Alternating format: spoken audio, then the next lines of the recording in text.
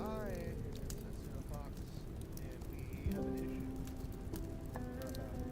Oh, we have some issues. Mainly because the captions went all over the place. Oops. Didn't want to make it disappear.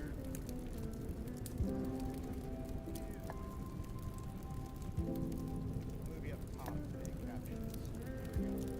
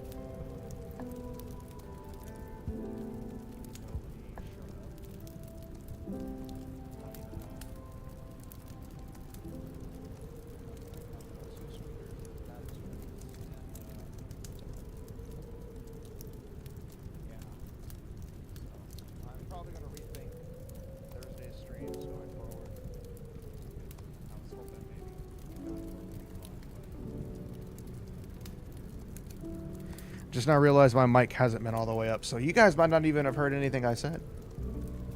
The captions caught it, at least. That's if you want to read captions. Short answer, yesterday's stream wasn't very fun. And, it's kind of downtrodden, kind of sad in a way. And, I'm gonna probably rethink my streams for Thursdays going forward. But today, it's a different day. It's a new day. Unfortunately, I don't have the new day here, so they can't do their cool antics, but...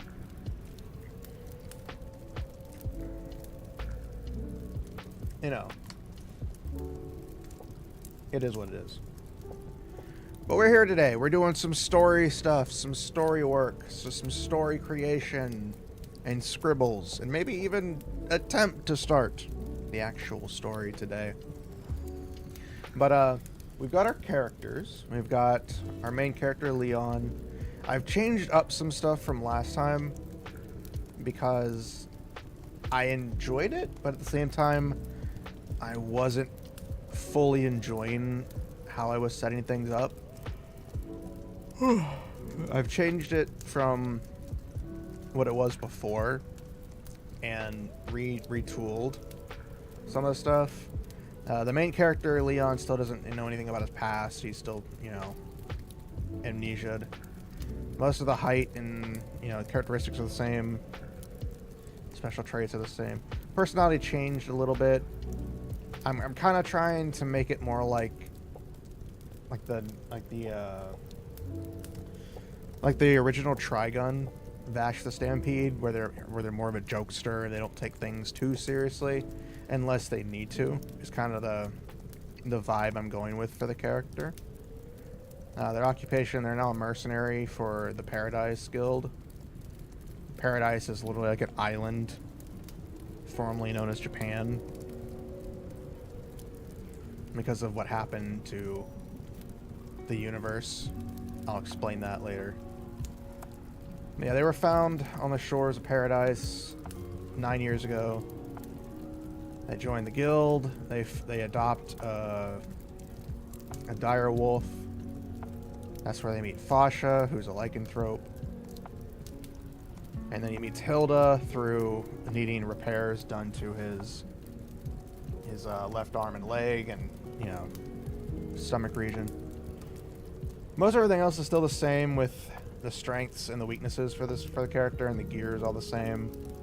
I didn't really change any of the notes because most of it's still the same. Alicia took a large change for her character. She's still the same age. She's now a priestess who's on a pilgrimage, traveling the world. Hair color and stuff is the same. The eye color changed to blue. The traits are the same. That's pretty much what it is. It's basically due to what happens in the world. Because I'll go ahead and we'll actually go ahead and start explaining it now.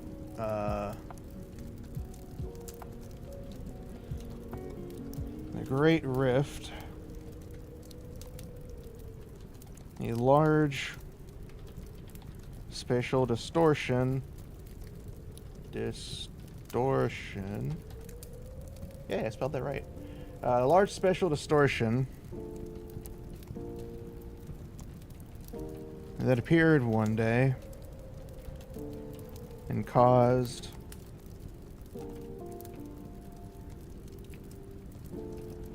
everything to change. It merged and linked multiple universes. If I can spell. Multiple. There we go. Multiple universes into a singular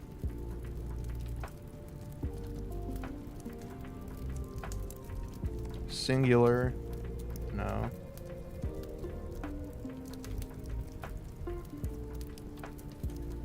There we go. Setsuna 1, autocorrect 0. I wish there was autocorrect in this game. Oh, this thing. It would be terrible. It would like, so you meant to spell beans. No, I meant to spell supercalifragilisticexpialidocious. Into a singular. Immersion link multiple universes into a singular form. No. Into a singular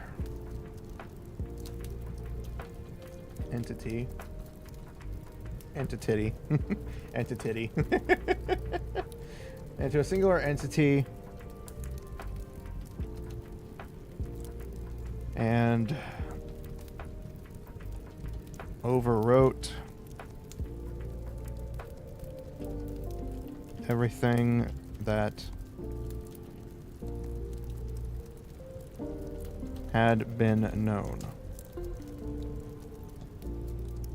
Put it in parentheses. In short,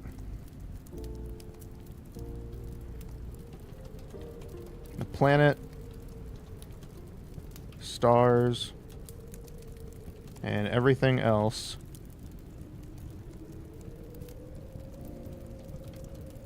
was fused and changed. Basically, what once was Hawaii is now a giant continent that spans the size of Texas 3 times over. Is what it is. Jupiter is now the size of 7 different suns. Well, this is just an example. These aren't actually what happened in the story, by the way.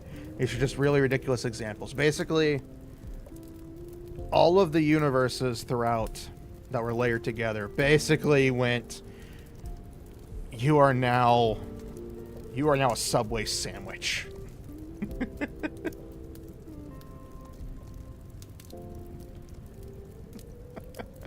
I have no idea what that means, and I wish I did, but at the same time, I wish I don't. But, so yeah, basically, everything in this universe has now changed. Planet Earth is now... This part is true in the actual story. Planet Earth is now, I want to say... Excuse me. Got hiccups. Got hiccups and burps. Here, we'll put, for example...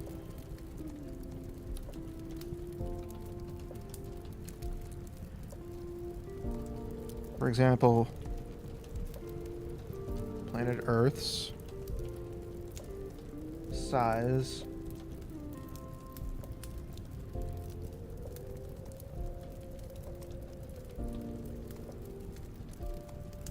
for example, the planet Earth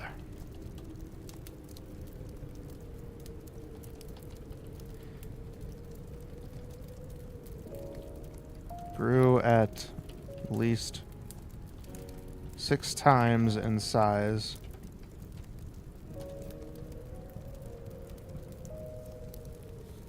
I'm doing okay-ish. It hasn't been...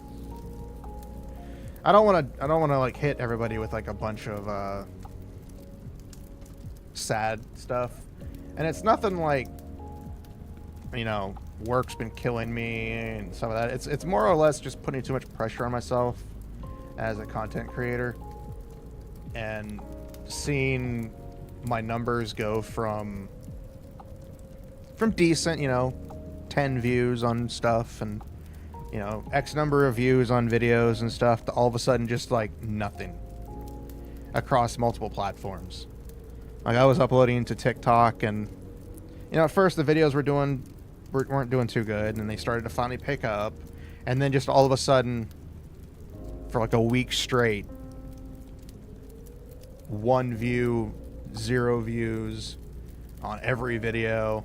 Same for YouTube. Everything was doing, you know, a couple views here and there. which is, you know, standard for YouTube. It's a lot harder on YouTube. But to all of a sudden, just nothing. And that even went for yesterday's live stream.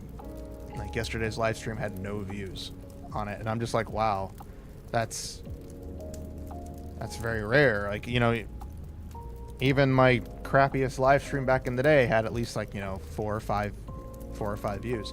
Which, you know, is, you know, somebody dropping in and then leaving or staying, you know, it's one of those things. But, you know, it didn't have anybody. So I was like, wow, this is an Elden Ring situation all over again. Where I streamed Elden Ring one time and nobody dropped by. So, but I know it happens. I know that's the ups and downs of content creation. So, got to pick myself up and keep going. Really? Your live alerts only pop up after the stream ends. That's strange. Then again, I know YouTube's been poop for a while now. But let's change that to the goodness of this story. So yeah, basically, the Great Rift caused multiple universes to overlap and fuse into one. Planet Earth grew 6 times its size. The universe itself is now larger. There are more planets that didn't exist at one point that are now in the same universe. Basically, there's now like 4 Jupiters. I don't actually know how many Jupiters there are going to be in the universe, but, you know, there's more than one now. And, but, you know, Earth itself has fused into one with, like, multiple different universes. And to compensate for that,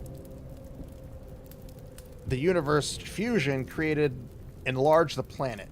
So everything is now more massive. Continents are, like, at least 4 or 5 times what they used to be. What used to be a desert is now an oasis full of trees. What used to be, you know, this beautiful mountainscape is now a desert. You know, it's the world itself has changed so much in this story.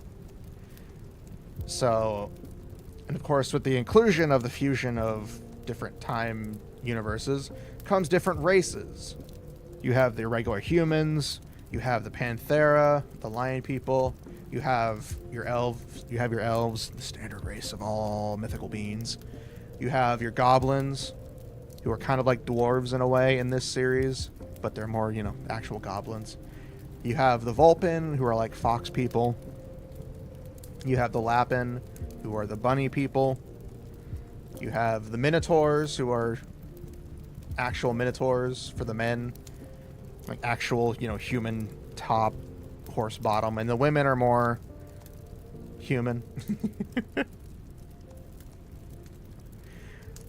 Yeah, basically it's just, there's so much shit that has happened over time. The story takes place a couple thousand years after the initial tear in the universe caused everything to happen. So basically things have calmed down and stuff like that. So it's just, the Great Rift is there's this giant tear in space that you can see from planet Earth. And, you know, do they have space travel? Nobody's asked that. I'm asking that myself. Yes and no. They do have space travel. They are colonizing outer space. Unfortunately, it's not the space travel we're used to, where it's just like hop in the Millennium Falcon and go off. No, it's basically they go into arcs, you know, the giant spaceships that we would send out to travel and go to planets. So they basically travel to other planets that are considered hospitable and stuff like that.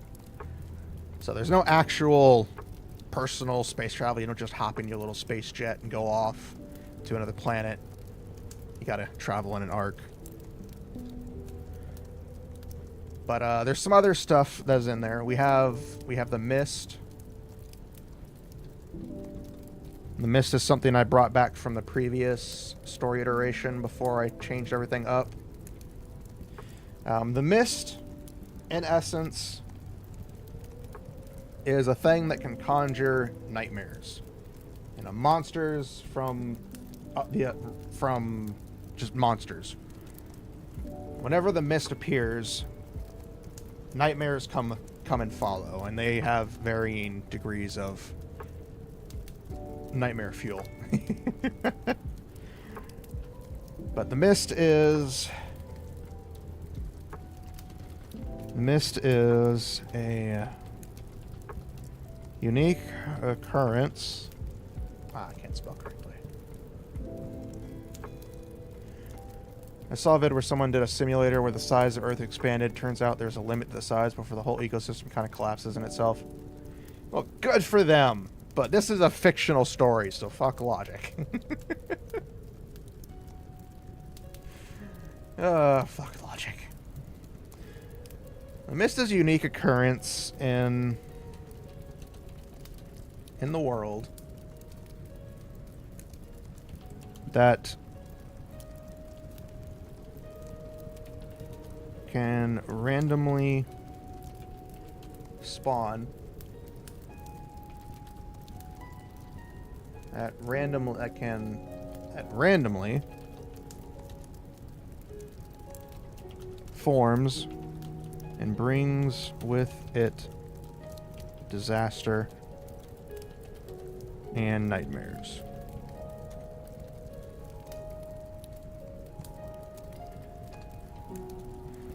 Now, yes, this is similar to the actual mist in the movie, just not as dumb where I kill my family. But, is a unique occurrence in the world that randomly forms and brings with it disaster and nightmares.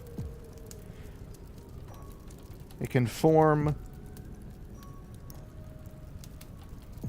anywhere and anytime without warning. And when it does, it has the function of summoning monsters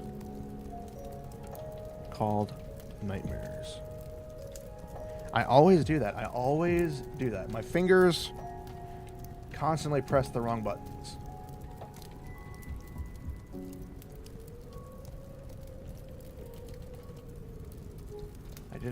I did it again. The mist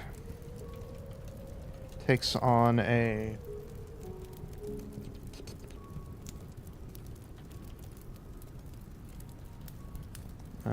bluish hue. The mist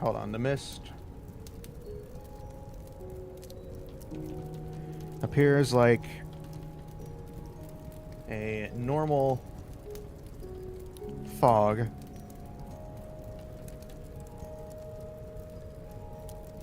but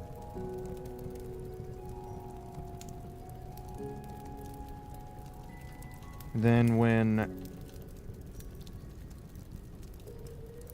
the mist appears like a normal fog, and then begins turning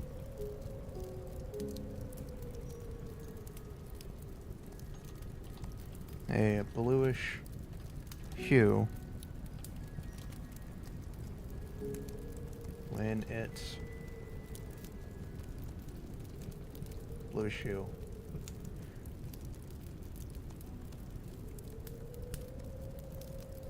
I don't know what that means. Oh, I remember that. That was from the one talk in the couple of streams ago for it. Nightmare dust. I hate the fact that you guys remember this.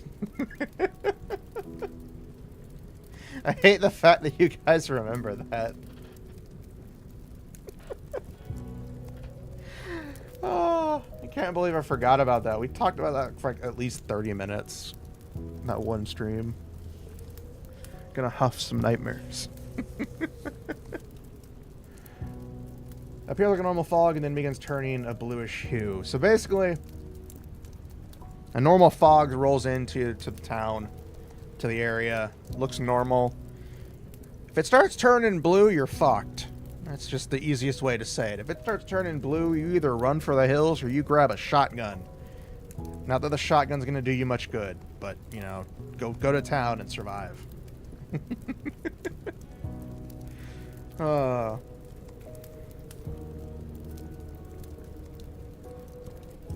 Water. And conjure up such marvels of engineering as legs units, feet device, and ribcage installations. Oh, I hate you guys. Oh, that was fun. Unfortunately, that one is lost to time because I deleted a lot of old drafts. I really shouldn't have deleted that. That was pretty funny. And it was pretty simple. Arms. Short for armored, robotic,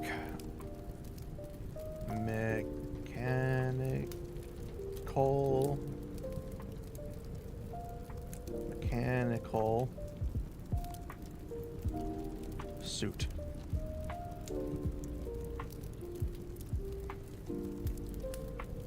It is basically a walking,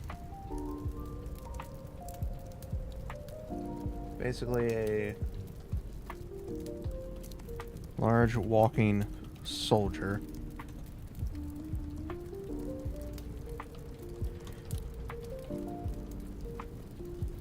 Soldier that needs to be piloted.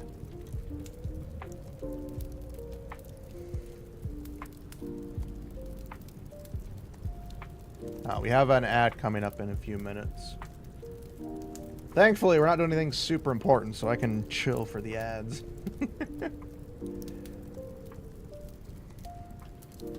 They are anti-nightmare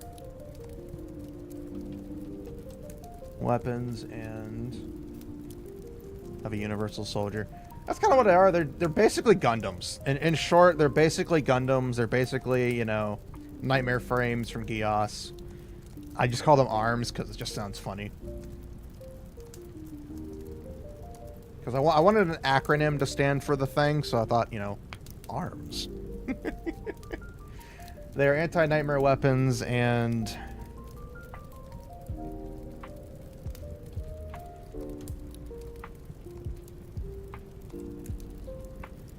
they were created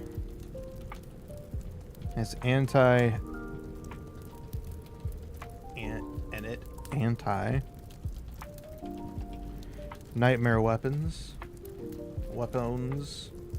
You attach legs to your arms and get a Megazord. Exactly. Exactly.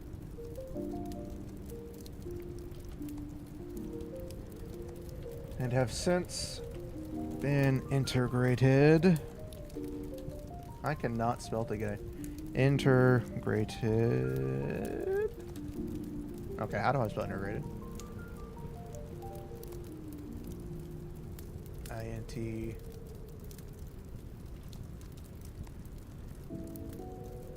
Shut up, chat. So it's been integrated into regular. I can spell into the regular military. Short and sweet. That's basically what they are. They're just anti-nightmare weapons that have been actually put into the military.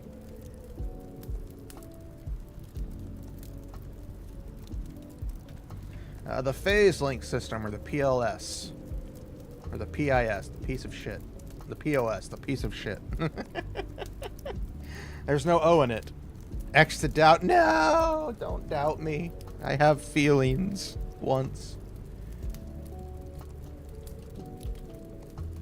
A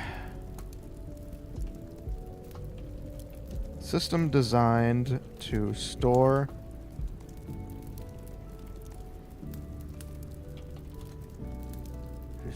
and deploy Specialized.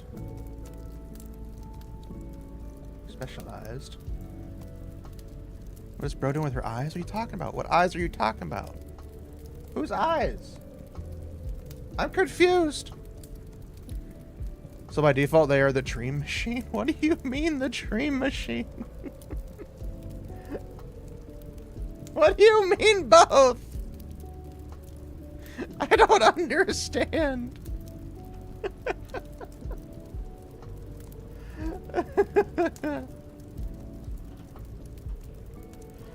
Oh, what are you talking about? You have 4? What do you mean I have 4? I have 2 pairs of eyes. I'm confused. Where are my 4? Where are my other eyes? Are you talking about my boobs? Is that what you mean?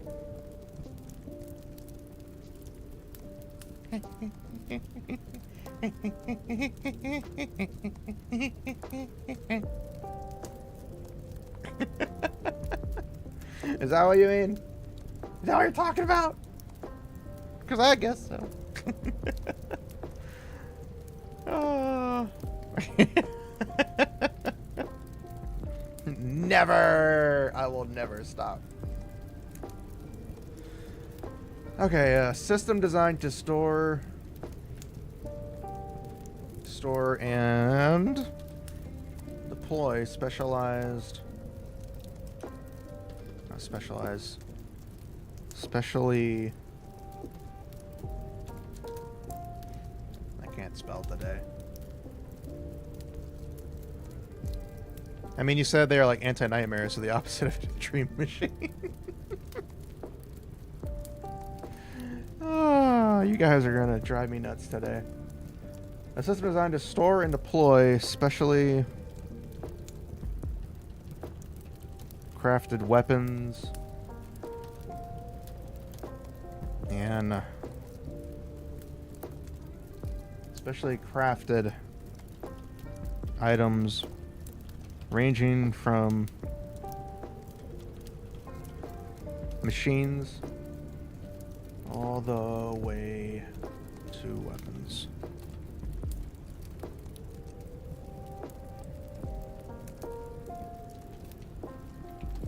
Normally used in conjunction. I can spell conjunction correctly. God damn it. Conjunction with an arms unit, but recently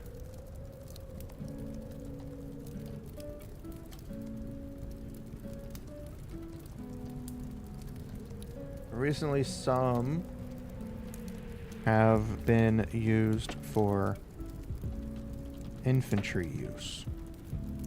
There we go. Deploy specialized specialists. You guys are gonna be the death of me today, apparently. Nightmares. Here we go. Creatures that appear from, if I can spell mist correctly one more time without adding an extra capitalized I, that seem to have a single function, and that is to eat.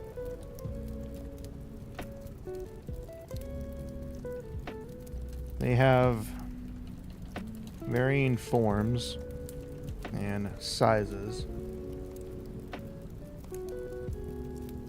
They have a range of forms and sizes, but most are quite large and must be dealt with by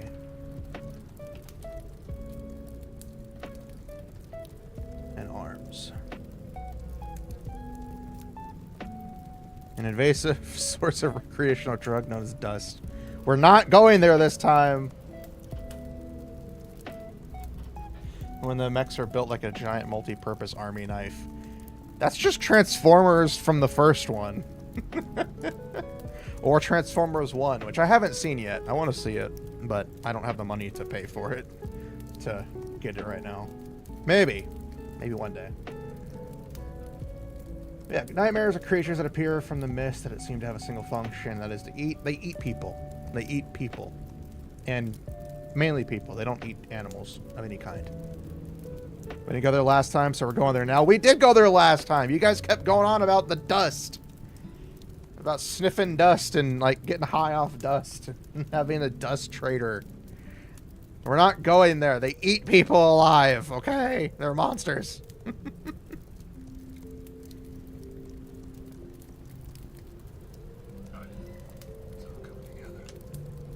What do you want, phone? Is it important?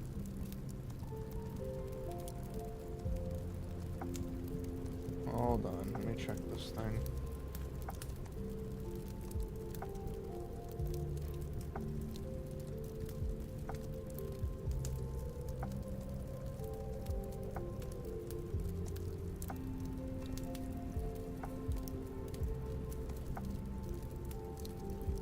Okay, I guess it wasn't important. It looked important, but I had to click a bunch of links to do it. And you veto dust, so we have a lot of vengeance. What eludes them to consume humans? I mean, we are labeled as bipedal long pigs. They don't really know. They haven't been able to study the nightmares, because when you kill it, they just, you know, fade. They don't turn into dust. They don't leave any residue behind. They just vanish. They just, like, disintegrate and evaporate. They're gone. And they can only live inside the mist. So when the mist starts to disappear, the nightmare can literally just die. Lame. It's not lame. We're not getting high off drugs, okay? This isn't a Pacific Rim thing where we have people like cutting up kaiju to make parts, okay? We're not going there. Enough of going there. We're not going there. Bottle of some mist. So we have the mist, arms, phase link system, the nightmares, the Great Rift. There's some other things I wanted to talk about, but again, we have our main character Leon, our heroine Alicia, who is now a priestess from the previous version where she was technically a priestess in that one too, but she's a little bit different. We're not doing the nightmare dust, okay? That's not how this goes.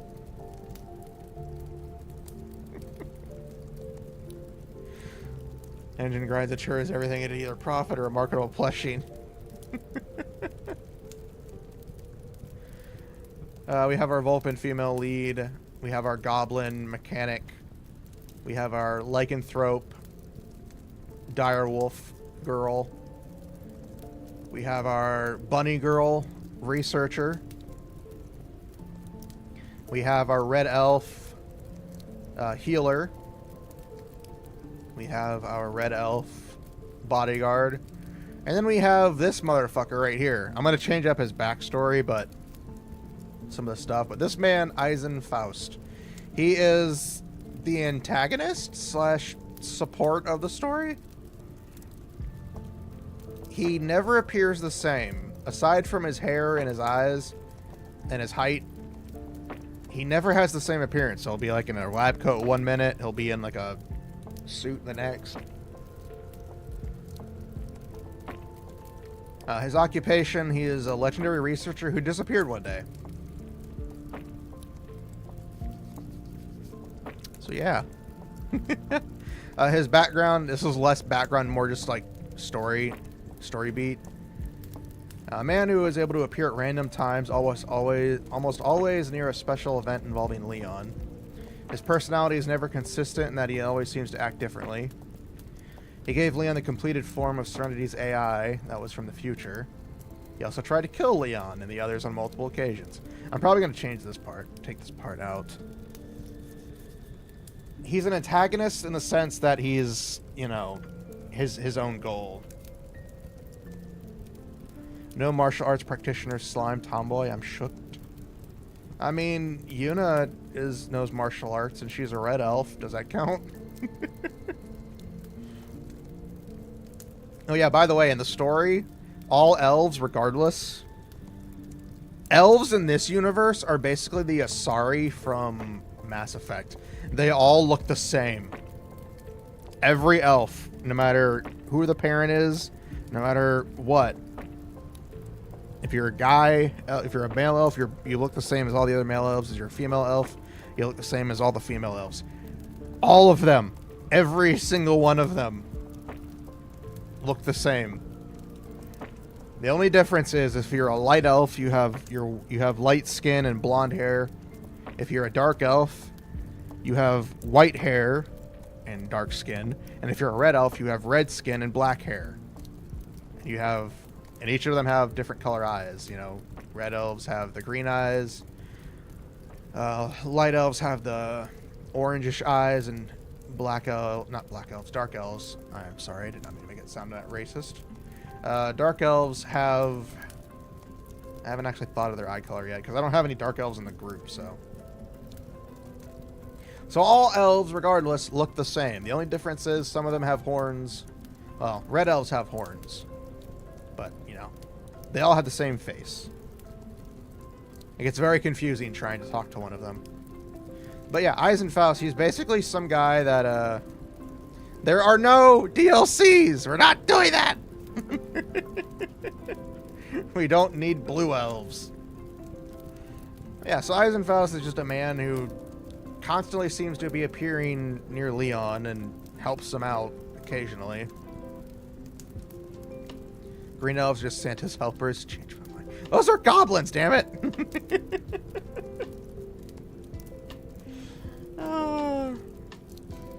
There's no strengths or weaknesses that we know of because he's kind of there. His gear varies based on his appearance. This probably changed some of this stuff for the notes. Eisen is the man who started the Rift research and the one who tore the rift in space-time and caused everything to happen. So he is the main person who caused everything to happen. He exists outside of space and time and therefore can only remain in the world for a limited amount. Limited amount. Since he does this each time he appears in the world, it is at a different version of himself. It is as a different version of himself. Some with good intentions, others with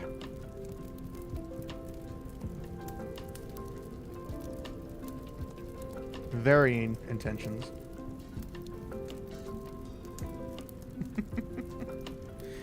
I don't know, do you mind gobbling these nuts? Got him. With varying intentions. Each version is separate from the others and cannot interact, but most have the same goal. But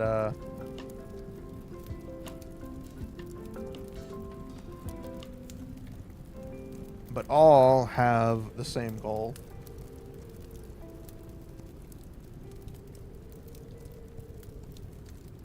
Of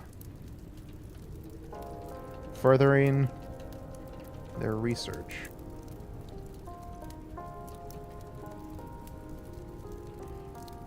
He is linked to Leon somehow, but cannot explain why until certain requirements have been met.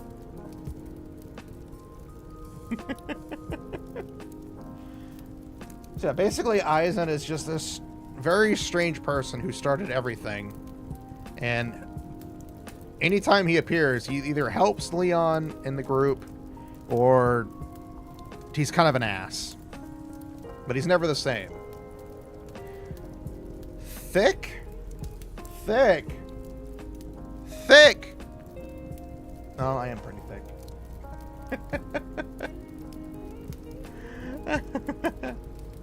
Welcome, everybody. Welcome, welcome, welcome. But yeah, so that's Aizen. He's an antagonist and support person. Tsundere outsider, gotcha. Pretty much. I mean, you know, since he exists outside of space and time, he's got like an infinite versions of himself. Kind of what I was going. That was kind of what I was going for. That was kind of what I was going for the characters. An Aizen who's kind of not all that evil.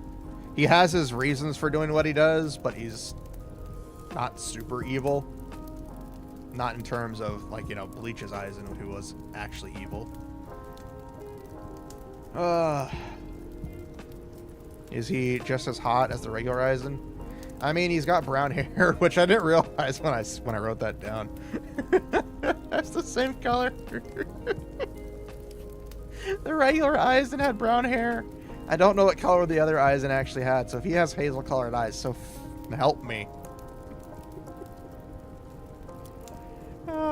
I wasn't trying to go for, like, Aizen's actual appearance when I did this, but I was like, you know what, let's give him some brown hair and some hazel-colored eyes when I scribbled it in.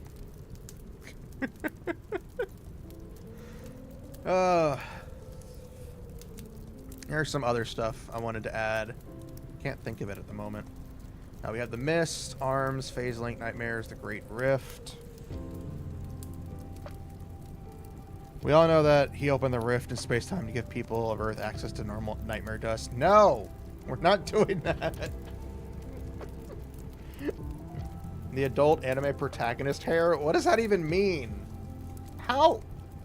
What hair are we talking about? The shortcut hair like Naruto? Is that what we're trying to do?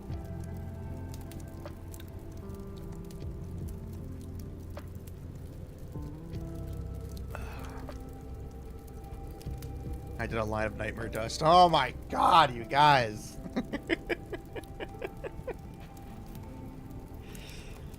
I should have wrote stuff down, but I was at work when I was thinking this stuff, so I didn't get a chance to write it down like I did last time.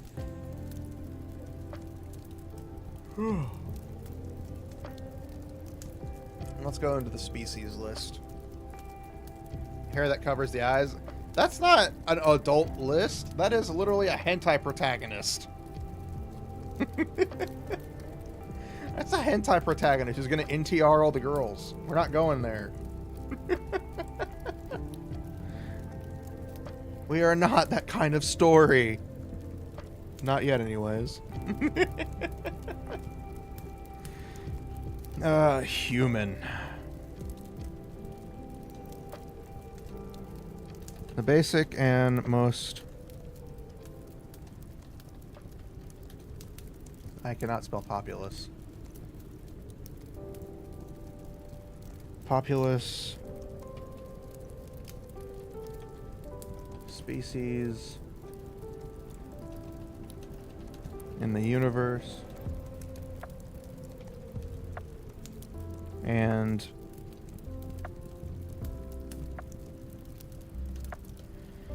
they are a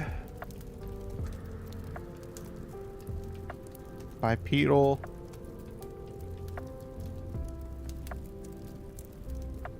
how do you spell mammal? I can't spell mammal.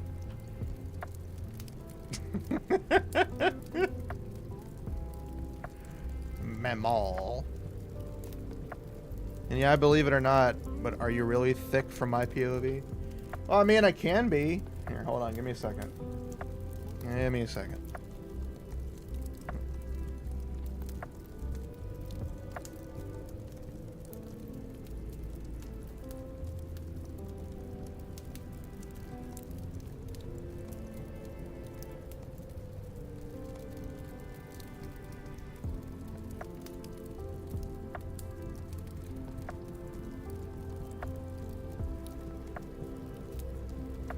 There you go.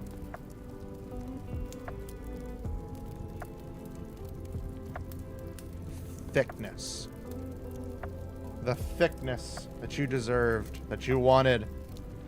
The thickness.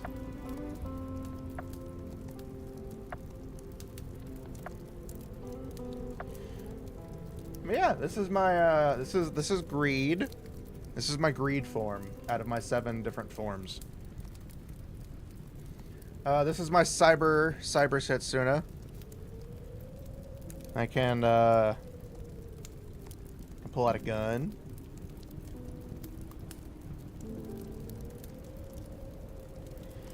I can also put on a mask.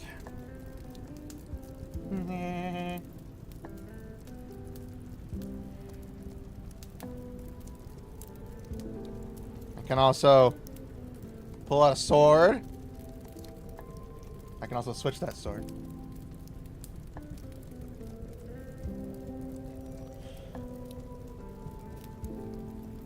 I can also carry you guys, the Chuckle Cluckers.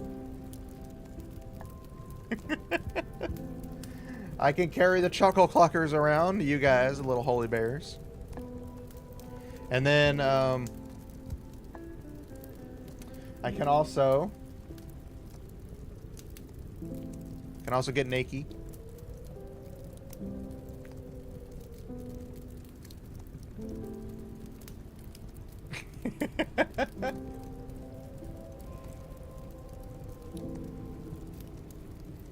Looking back at it, I probably really didn't need to commission the NSFW toggle. Why are we not wearing pants? You're a bear! You have a sword and a shield and sunglasses. You don't need pants.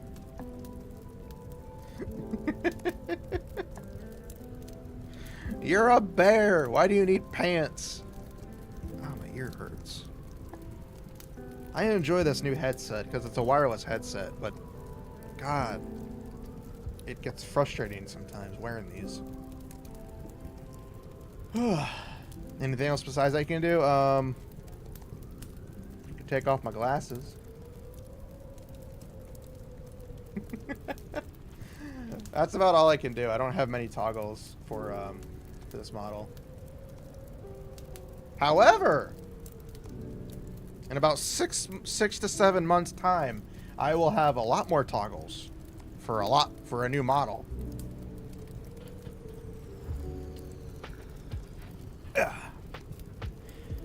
I'm on a slot for an artist for May, to start in May. So look forward to that. But yeah, this is Cyber Setsuna, aka Greed. The form I was using before is Lust. And my Water Dragon form is Envy. The Demon Maid is Gluttony. My Eldritch Horror is Pride. The Minotaur is Sloth. And my Kitsune form is Wrath. Well, that's the thing that I love about this. Like, it's very expressive, and I don't need to use any toggles for the face because of how expressive Foxus made this model when she did it. It's like the eyes and the shock, like, I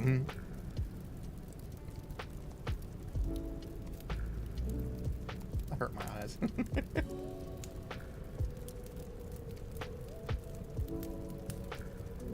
What'd you say?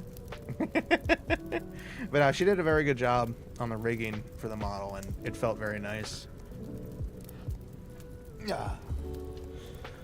All right.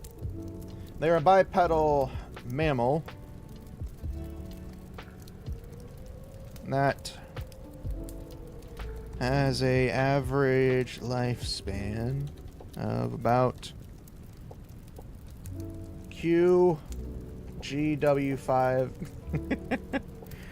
110 years.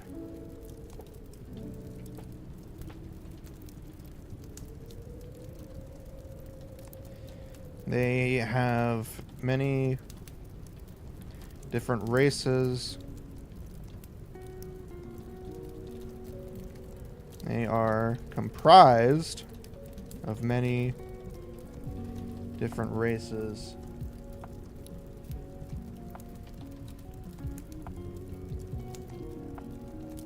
And have 2 mutations as well.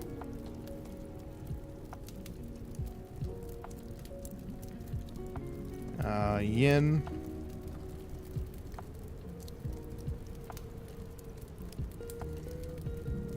A genetic mutation in the human DNA, not in the human, not inhumane, in human DNA that causes male children to grow up with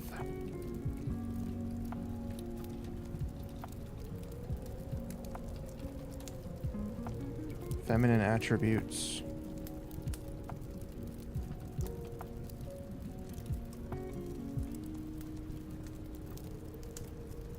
And then you have the yang.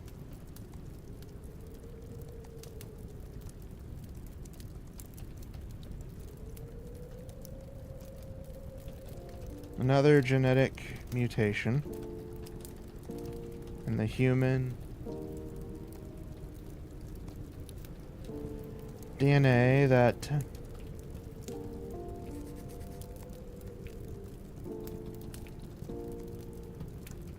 causes female children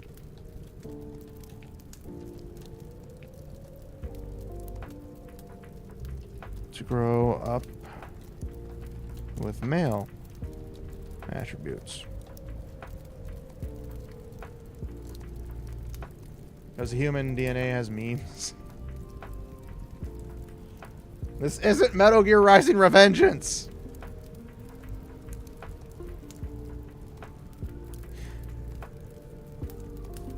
Looks like Sephiroth. I wasn't really thinking of that when I was doing this.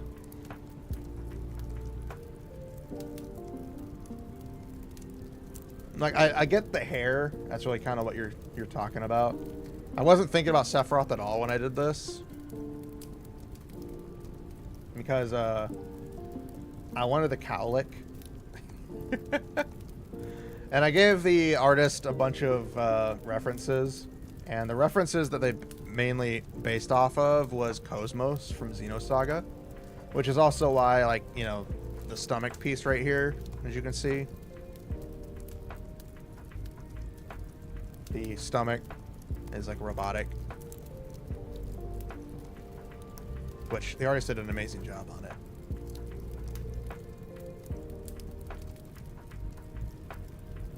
So that's why my stomach looks all robotic-y.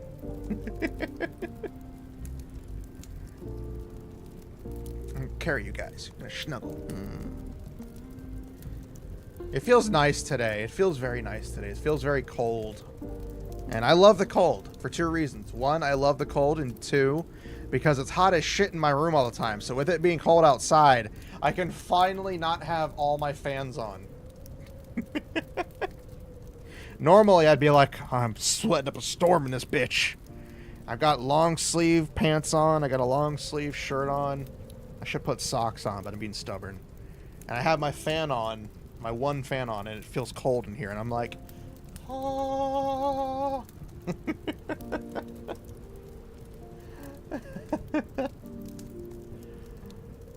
So it feels very good today. As long as it stays cold for the rest of the week, I'm okay.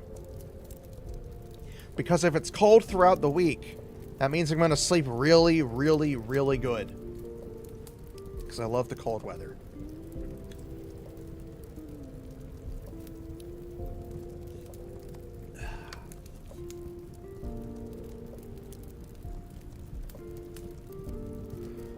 Alright, so we have the humans. Now we have the Vulpin. The humanoid fox-like Fox-like species that is more human than fox. Most notably,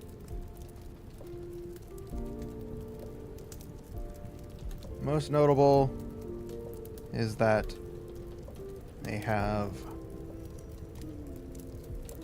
fox-like ears and a tail. On occasion, they can have anywhere between one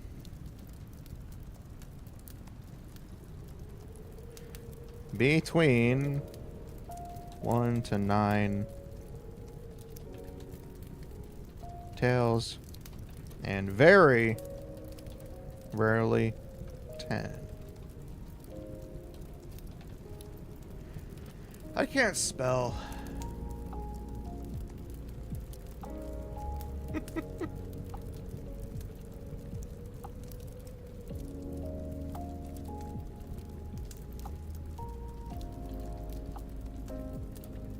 They also have very large mana pools to draw magic from.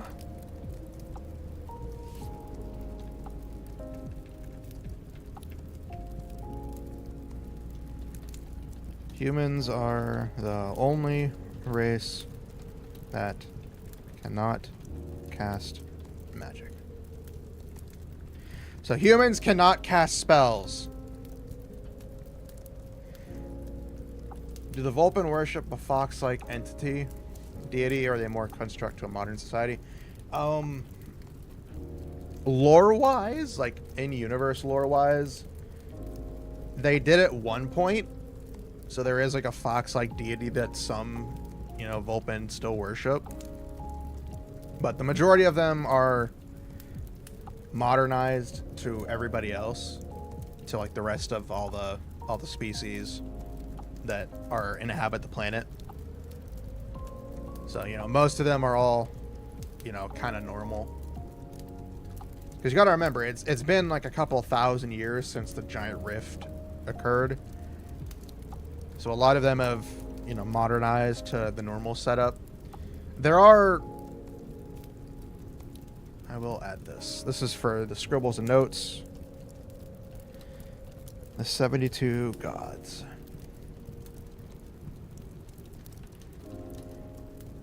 In the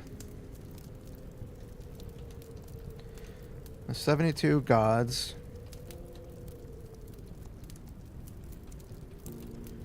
were created to represent the many differing religious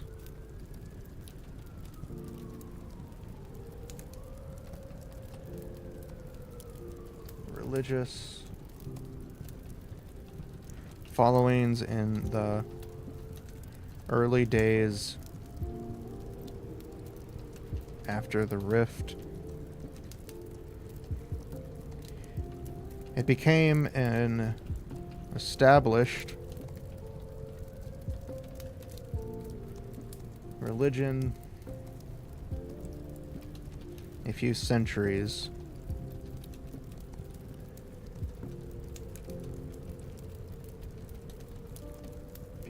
later. I can't spell. How? That's why. I probably just get most letters mixed up. It became an established religion a few centuries later, in which all species were allowed to worship in peace and without fear. So So basically the 72 gods are, you know,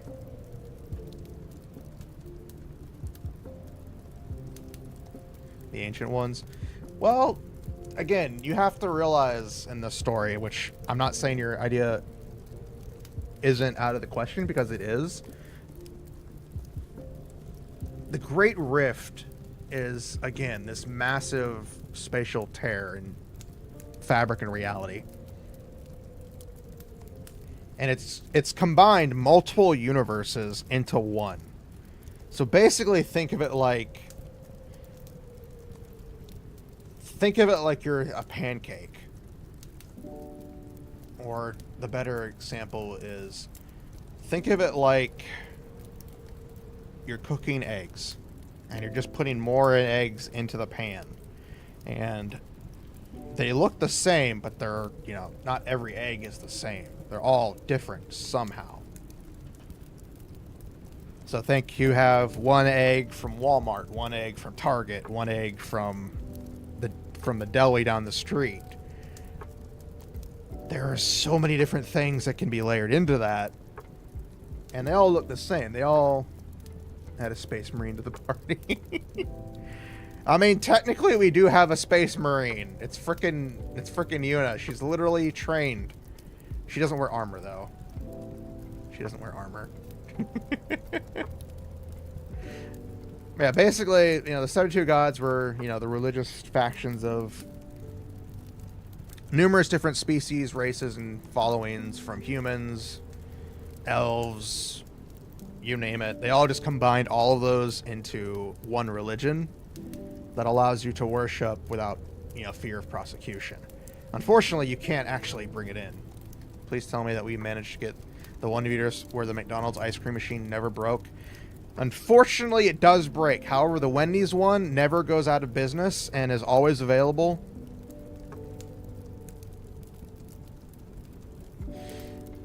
But no, there are, like, gods, in a sense, in this universe. You can't see me, but I did the quotations. There are actual deities in this world, because there is magic. You have actual magical spells. Wendy's has served me dry burgers. Well, you're in luck. This is the universe where Wendy's has perfectly moist, perfect burgers every time.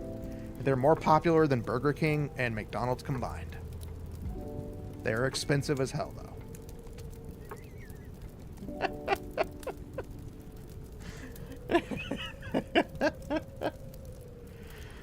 Alright, we have the lycanthropes. Lycanthropes. A very rare species that has the ability to transform from human to a wolf.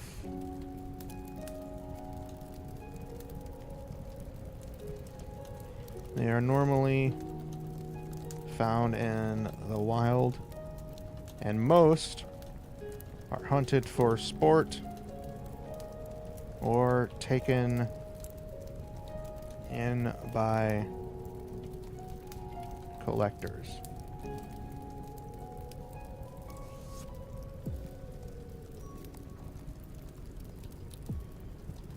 A lycanthrope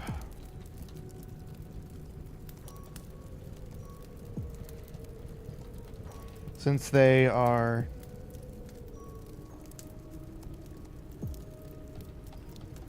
considered animals rather than people, most don't pay. Actually, hold on, let me change that. Since they are most always in the wild and prefer to stay in their wolf form,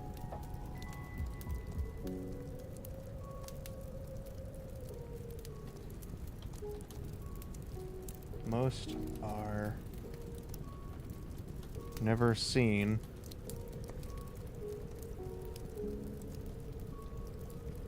Since they are almost always in the wild and prefer to stay in their wolf form, it is very rare to ever actually find a real lycanthrope.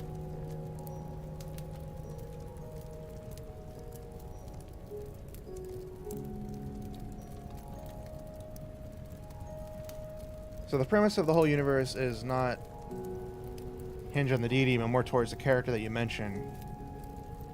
Pretty much, yeah, Eisen Faust is like an anchor point in the universe.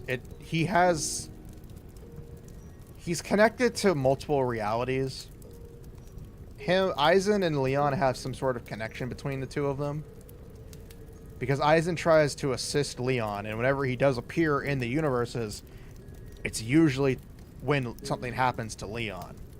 And it's one of those weird things that that Eisen knows about, because again, he's on multiple reality. He's like, I don't know exactly how many people he is, but he's like a few hundred different versions of himself that are all trying to support this one person, but each time it's somebody different. It's hard to explain.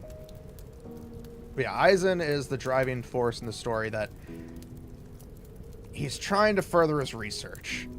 And that research is either to fix the world or to make the world's greatest taco. I'm just making up an excuse at that point, but you get the point. You get the point. Eisen has some sort of great idea that he's trying to do and prove. But somehow Leon's involved as well, and I haven't fully thought out that part just yet.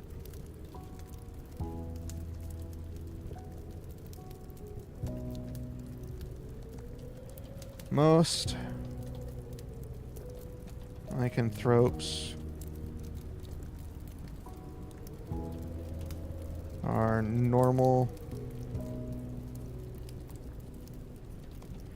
have a normal size of an average wolf, and very few ever reach the size that fascia is. So lycanthropes are basically, humans that can transform into wolves. They usually just prefer to stay in their wolf form. Most of them are hunted for sport or, taken in by collectors, which is what happens to Fascia. She gets taken in by a trophy hunter / collector, and then she's kind of just there being treated like, an object rather than, a person or an animal. And then Leon saves her, and then just kind of like, you know what? I'm adopting you, because he doesn't know she's a lycanthrope. He just knows that she's a giant wolf. She's the 7-foot tall dire wolf that he adopts. And for retrospect, Leon's only 4'11". So, Fascia kind of towers over him. And then after she gets adopted by Leon, she turns into her human form, so that Leon can find out that, oh shit, I have a lycanthrope. But she acts a lot like an animal because, again, she's more prone to her bestial instincts from her wolf form. But she does have some human instincts, but she's not trained that well in the essence of an actual person. So she's got a lot of learning to do. Goblins. Goblin. A race known for being very short, with the tallest being measured at 4 foot 2 inches.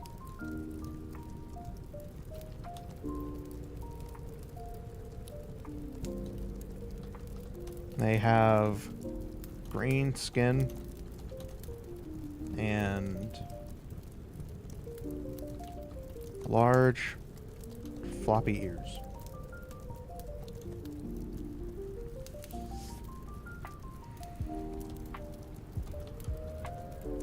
Most goblins are seen as mechanics or engineers. And most goblins are seen are mechanics or engineers.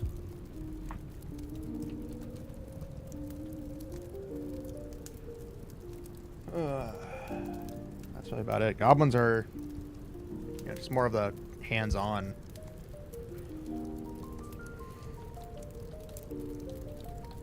Most goblins have short attention spans.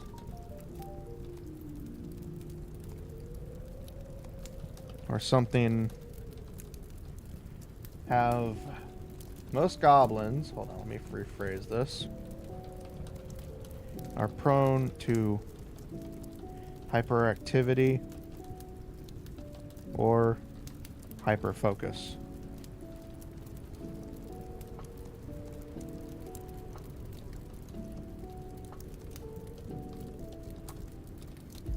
They have ADHD.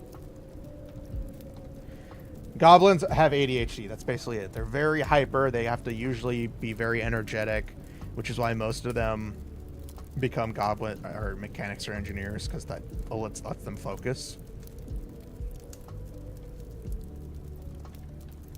Yeah, they're very short. They have green skin, large floppy ears. They mostly become mechanics or engineers, and they have hyperactivity or hyperfocus. They're literally ADHD.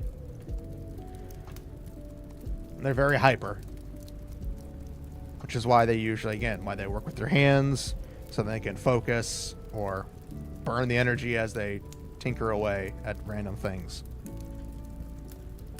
Alright, so we have human, Vulpin, lycanthrope, goblin. So that's human, Vulpin, goblin, lycanthrope. So we have the Lapin and the the elves. That's what we got next.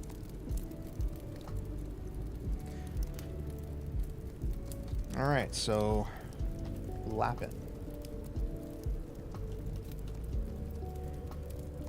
A humanoid. A humanoid. Bunny-like species that has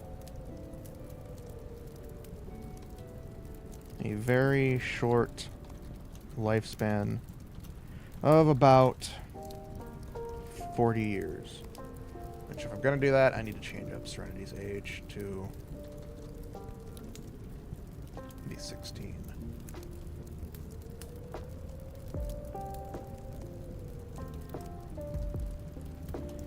They have an increasingly high... I can't spell.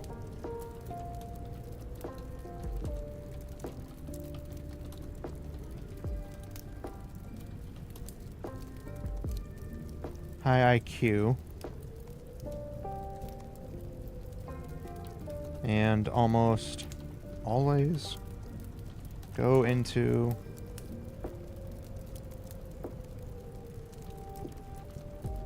research.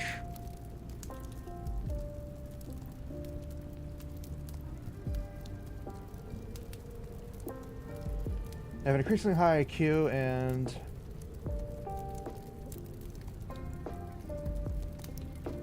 almost always become researchers. Researchers. There we go. Or doctors.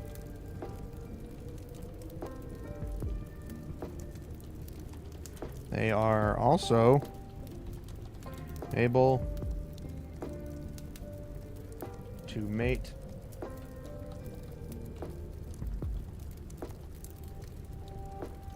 multiple times in a single pregnancy.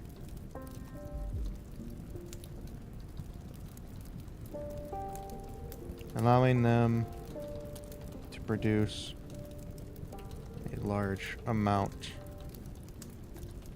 of offspring. They're rabbits, okay? We're going with the fucks like rabbits theory, okay? Let's just... We know where this is going. They produce like rabbits. As the leading joke goes. They produce like rabbits. Yeah, they have a very low life. They have a very short lifespan. They only live for about 40 years. They always have an exceedingly high IQ. And they usually get very horny. Very, very horny. So, that's what the Lapin are. I got dust on my glasses. Give me a second. I kept seeing the smudge on my glasses, and I'm like, no, go away. Don't want you there anymore.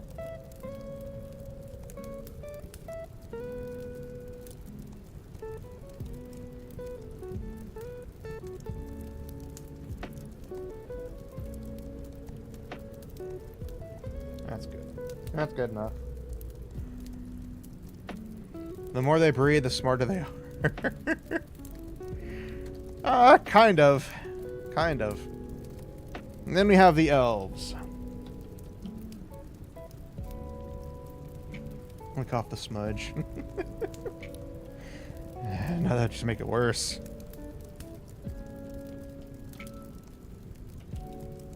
A species comprised of 3 different races that all have the same appearance, no matter the gender or parentage.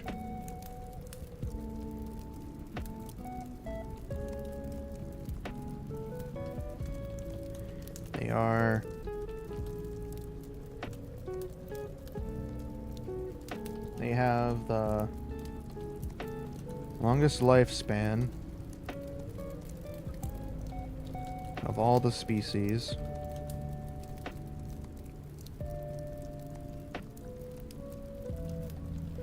With the longest being at around 1,109.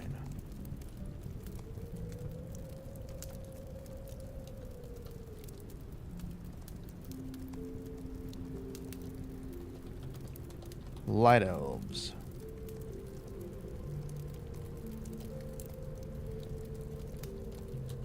A race that has pale white skin,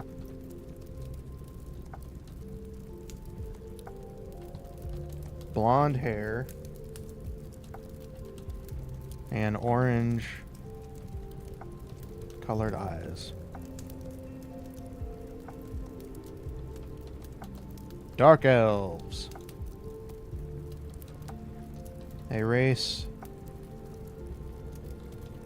that has dark skin, white hair, and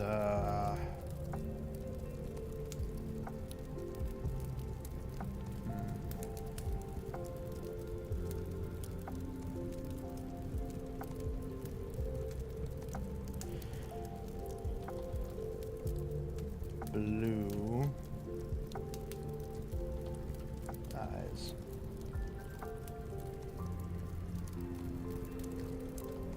Red elves. Red levies. Red levies, red elves.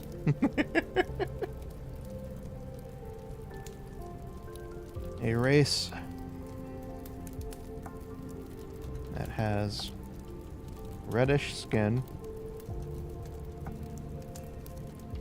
black hair, green eyes, and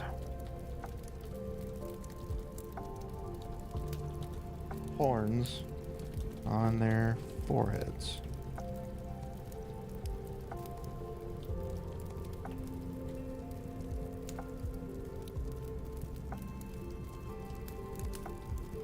They are the second long life species. For the Vulpin. The Vulpin are the second species that have the long life.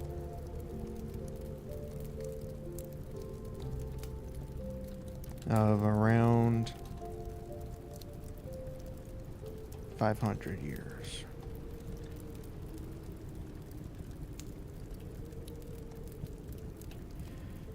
Yeah, so that's the different races for the elves, the light elves, you know. Pale skin, pale white skin, blonde, orange eyes. Dark elves, dark skin, white hair, blue eyes.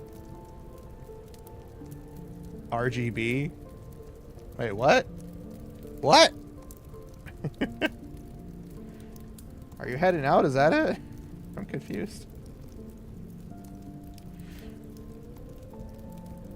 What do you call a school bus that's exclusive to elves?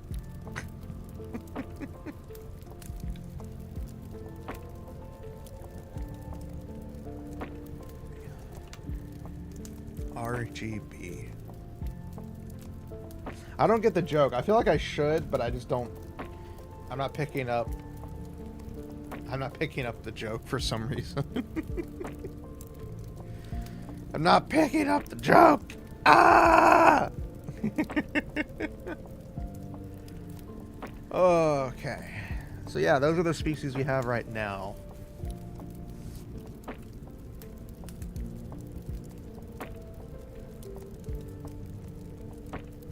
I do plan to add some more species to the story with another character, with 2 more characters.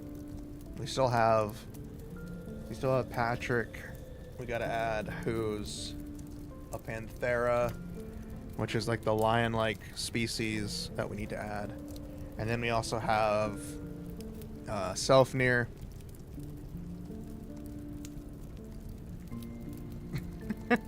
Okay, that's why I wasn't putting 2 to 2 together of the RGB elves. The red, green, and blue.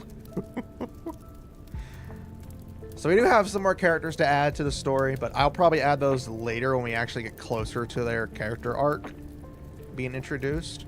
But for right now, these are the main characters of the story, with Leon being the protagonist, of course. I'll go over this again because we really didn't go over it earlier, because I wanted to fix some notes. We still got to add some more notes as well. The species are done for right now. We got the human, Vulpin, Lycanthrope, Goblin, Lapin, and Elves. But Leon, unknown age but looks to be in his late 20s or early 30s. He is a human, male yin. He's the protagonist. His goal is to figure out about his past. He is 4'11". He is a short-ass motherfucker. Hair color is ash white. Eye color is amethyst purple. Special traits for the character: cybernetic left arm and leg, and cybernetic mid-stomach section. Kind of like this character right here. Kind of like my avatar. Personality: Joker with a desire not to hurt people, but will do what he must when the need calls for it. Occupation: member of the Paradise Mercenary Guild, PMG for short, as a bodyguard. His background was found on the shores of Paradise 9 years ago, with no memory of their past outside of their name. Joined the guild a few months later in order to find work, and met Fasha on a job and adopted her. Later learned she was a lycanthrope. Met the mechanic Hilda when looking to repair his parts, and found a part-time job assisting her as a part-time assistant. So he's a bodyguard / part-time mechanic / engineer assistant. His strengths: he is agile, dexterous, lovemaking, piloting, and martial skills. His weakness is height, emotionally driven, and he doesn't want to kill. Yes, his weakness is his height. that plays a role in just some fights. And just instances in general. His gear, a Panthera forged katana, an energy sword with a red blade, a personal energy shield, kind of like, you know, those personal energy shields that you'd see in, think something kind of like Master Chief, where you get shot, but instead of dying immediately, you have an energy shield. That's kind of what that thing is. Grapple device integrated with his left arm, and a notebook that he uses for personal stuff. Oh, we have an ad break. I didn't realize that over on Twitch. But for the notes, likes to drink chocolate milk, likes taking relaxing spa baths, loves dogs. He's a dog lover. He loves doggies. Enjoys reading old world books from, you know, I say old world, but reading old books.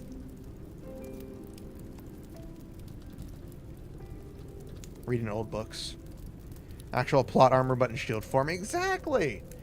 Doesn't mean he can't take a few thousand bullets to the face and live, but, you know, he can take a shotgun blast, at least one or two, before it breaks. It needs to be recharged. And doesn't like eating vegetables. You put a thing of broccoli in front of Leon, he's gonna run away like a cat. You throw a cucumber in the thing. Alright, we have our heroine of the story, Alicia Evergreen. She is a 119-year-old female Vulcan. Her goal is to learn all she can on her pilgrimage. She is on a pilgrimage. She is a member of the... Well, we'll get to that. Her height is 5 foot 4 inches. She has scarlet red hair, azure blue eyes. Her special traits are the eyes of the Magus and 7 foxtails. She's one of the few people that have 7 foxtails. Her personality is gentle, kind-hearted, and timid. She's very shy. She is a priestess of the Order of the Phoenix. Yes, I know that sounds like a Harry Potter reference. That wasn't what I was going for. Her background is born to a small, poor family. She was left in the care of the local town church. The priest realized she possessed great magic aptitude and brought her to the Order of the Phoenix. She spent the majority of her life in the care of the church and has only recently begun her pilgrimage. She spent the last 20 years traveling from place to place, and her journey has brought her to paradise. Again, paradise is an actual island. It's literally just, it's Japan. But because of the rift, it's now literally completely different. And we have a Leon vegan stalker close to him. Close to him as she tried to stink veggies into Leon's food. That would be a good subplot. Like he goes to his favorite restaurant, and they always keep sneaking veggies into his food. And he gets pissed off one day because he realizes it. Strengths for Alicia is high magic aptitude. She has a massive mana pool, even compared to other Vulcan. She's able to quick cast certain spells. So certain spells she's able to really quick cast versus, you know, having to recite all the incantations to perform magic. There are incantations in this world. You have to actually, you know, from the 7 hells, the 9 realms, and lollipop guilds, you know, that kind of stuff. Naturally warm. She gives off excess heat. She is literally a mini heater. If you want to stay warm, just snuggle up to her and you will be warm if it's cold as hell. Has the mark of the Magus in her eyes. It's, again, the eyes of the Magus that she has. They're special eyes that, you know, Vulcan, that people can get that mark them as a Magus. The Maguses I haven't fully thought out yet, but they are usually individuals of rare magical talent or aptitude.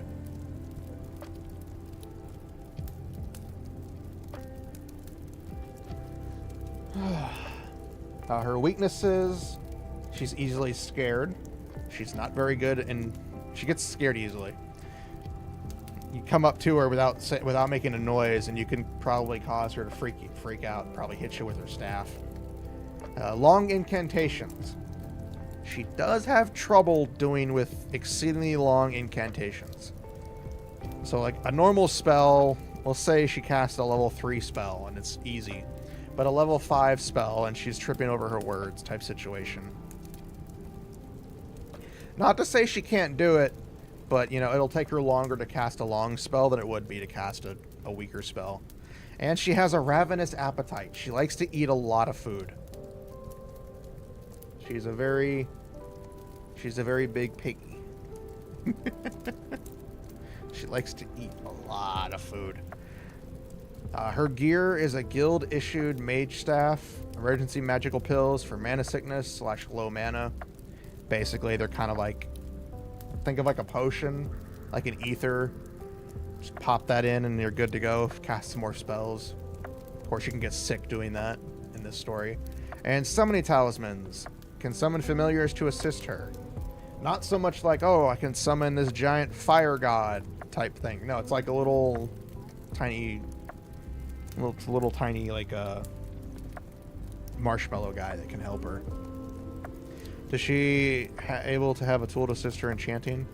Unfortunately, no. Chanting actually has to be spoken by the individual. So for magic in this world, there's 3 types of incantations.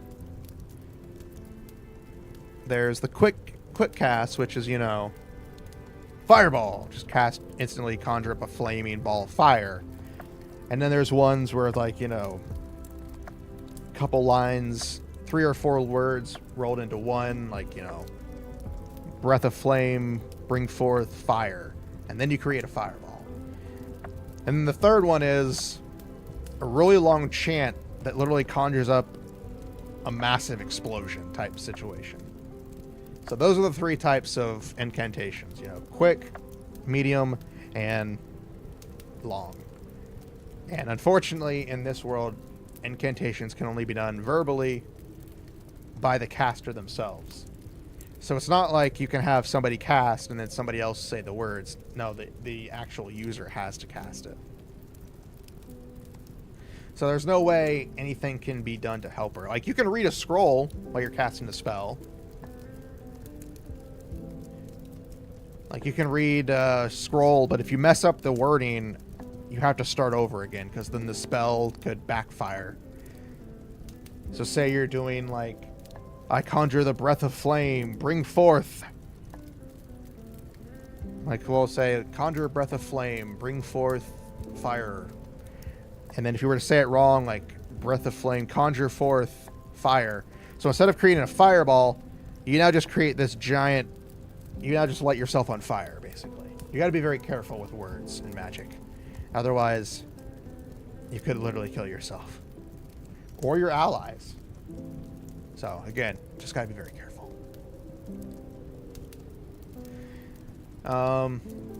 So yeah, she has talismans that can summon familiars. They're mainly like little marshmallow people that, you know, will help her and assist her. That can do, like, you know, basic healing magics type stuff. Like, the little marshmallow person will put his hand on you and, you know, your paper cut will be healed type situation. Or they can pick up large objects and move them. They're very strong familiars, but they just don't have a lot of, you know, they can't speak, so they can't actually cast full-on magic.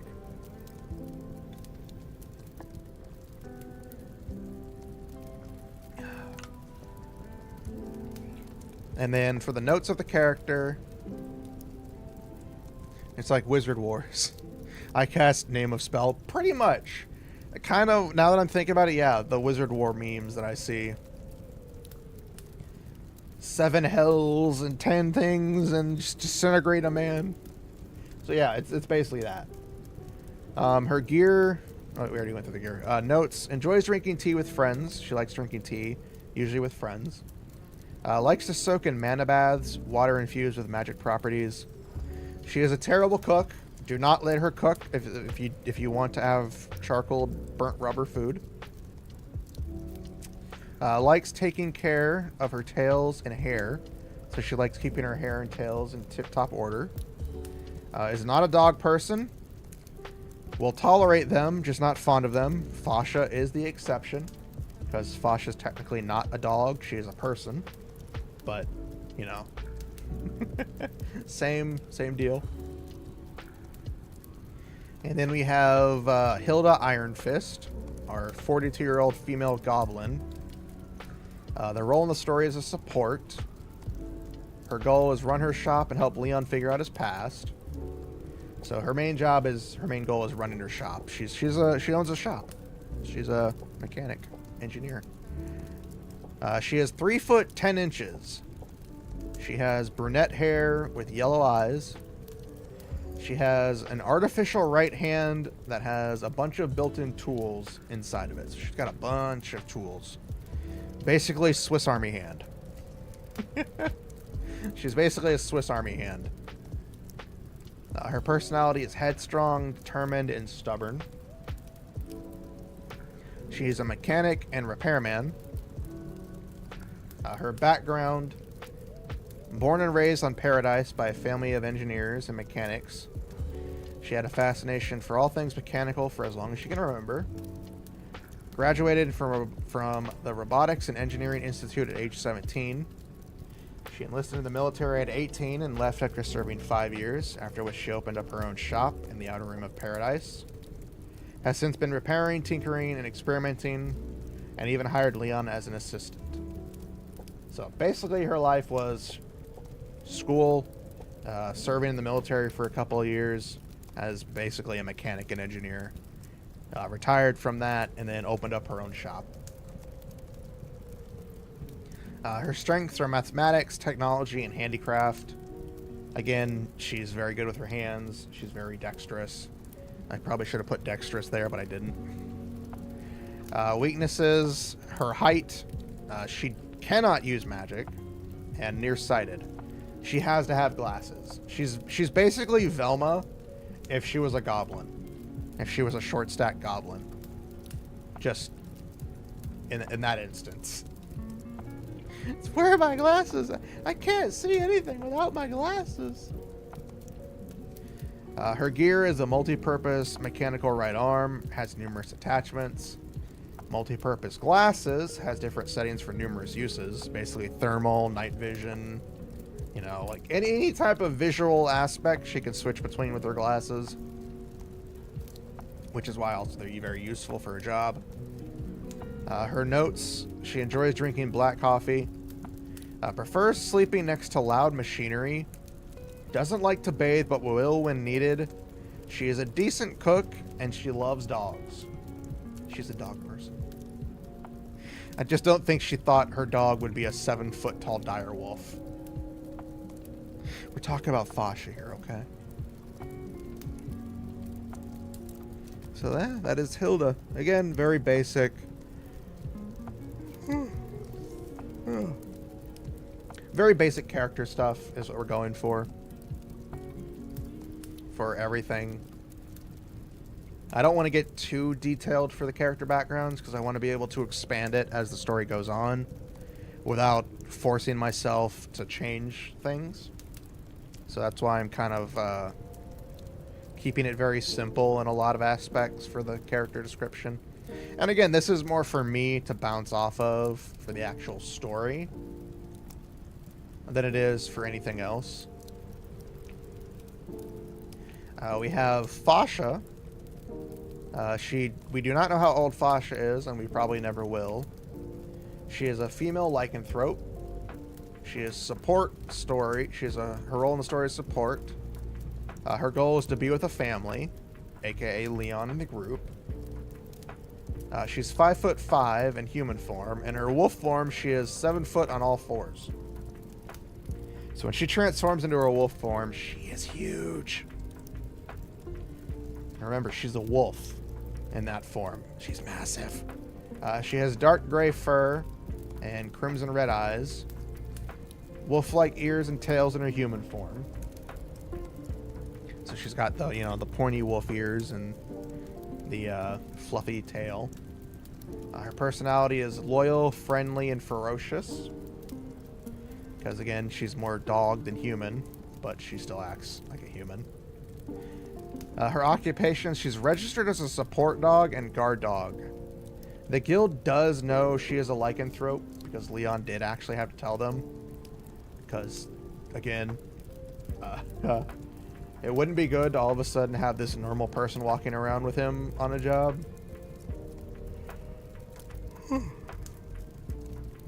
So the guild does know. We do know some of her background. She is born as the 5th daughter in a pack of 19 other pups on a different continent. Where lycanthropes are hunted for sport and trophies. She was captured at a young age and sold off to a collector where she lived most of her life alone. She's rescued by Leon during the mission to apprehend Fosh's captor and adopted by him a few days later. So again, that's her story. Pretty simple. Her strengths are martial skills, heightened senses, transformation, and night vision. She can see in the dark. She's basically a cat in dog form. Again, I know most dogs don't actually have, night vision, but you know what? Fuck it. Mine does. Her weaknesses, sharp/high-pitched sounds. Basically, you know how the dog whistles people have? Stuff like that. Very specific frequencies can trigger her to be in pain that she doesn't like. Like an actual dog. Like a normal dog as well. Normal people, too.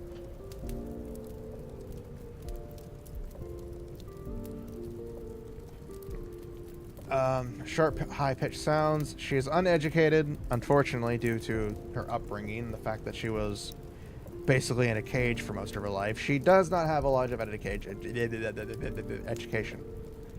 And she is directionally challenged. She is not very good. If she doesn't have somebody guiding her, she can get lost. She's basically the Zorro of the group. She's trying to save somebody. She ends up going the wrong way. But again, she has a good sense of smell. Wait, what? Hell? What's going on?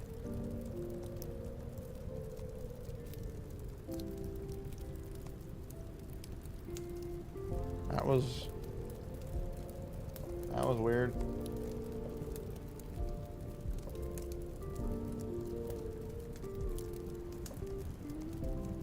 I don't know if you guys saw that, but something popped up on my screen. I'm like, what the hell is that? I don't know what's going on anymore. But yeah, so again, she can sniff out where she needs to go, but she's not very good at just running. Her gear, magically infused clothes that stay on after her transformation. She wears a support vest when assisting those in need, since she is registered as a support dog. So when she's in her wolf form, she can technically go places and support people. She likes drinking water and is not allowed to have anything with caffeine. She is basically the squirrel from Hoodwinked. I don't know if anybody knows that movie, but she's basically the squirrel from Hoodwinked. If you give her caffeine, she will literally turn into a squirrel. A hyperactive squirrel. And we don't want that. Prefers being in her wolf form. She is very flexible in both forms. Enjoys being around Alicia and likes getting head scratches in either of her forms. So if you give her some head scratches, she'll love you forever. And again, very simple. Kind of just to build up on the character itself without having too much setup that I have to work around. Otherwise, it would be weird to do, because it would be very painful to do. It'd be very painful, very frustrating, very painful. But now we have Serenity Vernwood. She is a 16-year-old female Lapin. Her role in the story is a support character. Her goal is complete her research.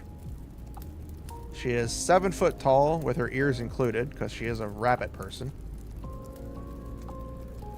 She dyed her hair light purple. So her hair isn't naturally light purple, but she dyed it that way.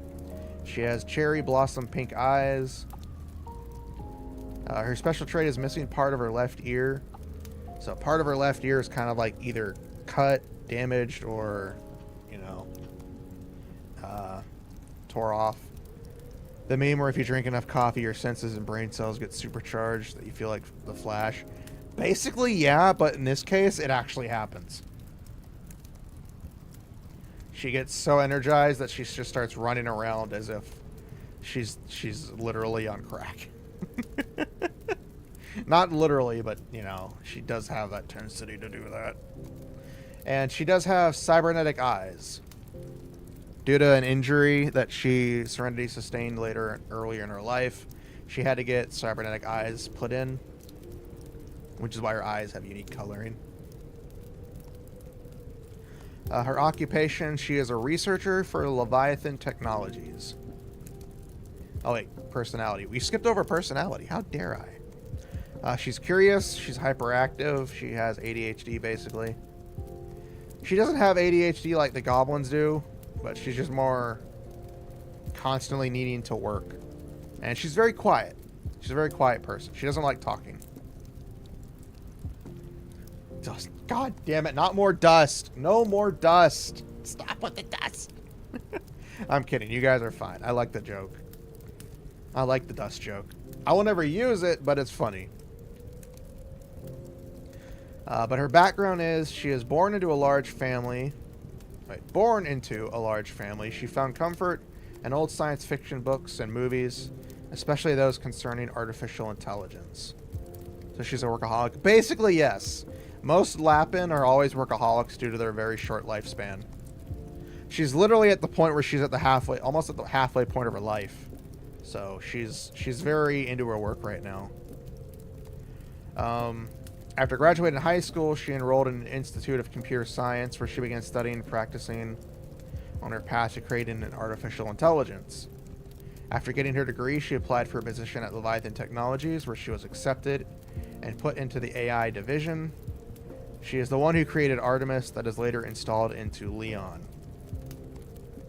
Which again, this goes to Eisen later on where he puts the completed form of Artemis into Leon when he meets him one time. And that gets Serenity started into completing things, and like a whole wave of what the fuckery begins, in a sense. But, so yeah. Her strengths is high intelligence, computer skills, and money. Because she's a she's a reacher. Because she's a researcher, she has a lot of grant money. So she has a lot of money that she can spend for stuff. If she labels it as for her, you know, her job. And most of the time, people, they just don't care. They just sign the check and go, okay, there you go. There's the money. Her weaknesses are conversationally awkward. I put ADHD down, but again, she doesn't really have ADHD in the full form. She's just very focused. She is very tall, so she sometimes forgets that some places are not meant for tall people and ends up smacking her head more than a couple of times. Because again, she's very tall, even with the ears. Like her ears are about 1 foot long, so she's, you know, about 6 feet tall. And she forgets to duck down sometimes.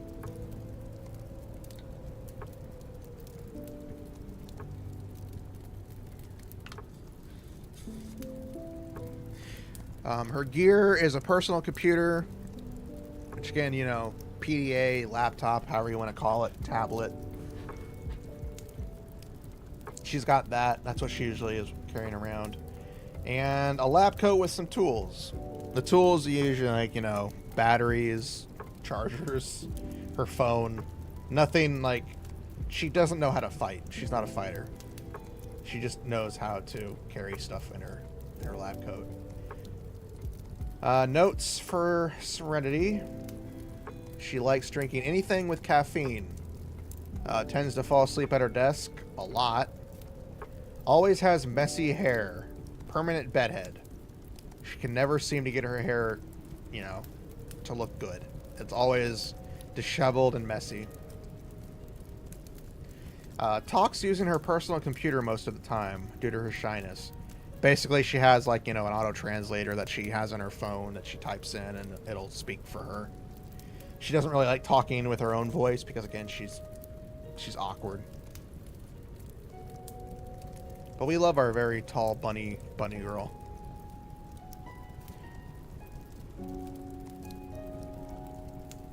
Okay, so that is Serenity. And now we have Lulu Gracewind. She is a 377-year-old female red elf. Messy-haired gals hit different for real. Especially if they're bunny girls and have glasses. And wear a lab coat. But Lulu Gracewind is a 377-year-old female red elf. She is a support character in the story. Her goal is to become an exceptional healer. She is 5'8". She has black hair and jade green eyes, which again, all red elves have black hair and jade green eyes and look the same. So again, all elves, regardless of race or parentage, look the same. Her special traits, this is the one trait that sets her and her sister apart from other red elves. She has a single horn on the left side of her forehead. Because twin elves are unique. Well, twin red elves are unique because the horn splits between the twins. So, you know, one twin has the one horn and the other twin has the other horn. Never both. It's just the way it works. She is very timid, steadfast, and kind-hearted. Again, she's a healer. She hasn't really experienced much, so she's very timid. Less so than Alicia. She's got more experience than Alicia does. But again, she's very timid. Her background, her occupation, before we go to the background, healer for the Church of the First Lord. She is a member of the church and a healer for the Church of the First Lord, which is just the elven god that they worship. She and her sister were born to a pair of heavily devout followers of the Church of the First Lord. Unlike her sister Lulu had exceptional magic aptitude for healing and was raised to become a first-class cleric. She spent many years training and practicing before being assigned to serve as a cleric on Paradise. She and her sister now work at the congregation of the church, assisting in healing and taking care of the injured. So basically, the Church of the First Lord on Paradise is basically the Vatican. If you think of it this way, the Church of the First Lord on Paradise is basically the Vatican. That's the easiest way to explain how the setup works on Paradise. And granted, again, Paradise is no longer this small island. It's now this massive landmass that can be a lot of things.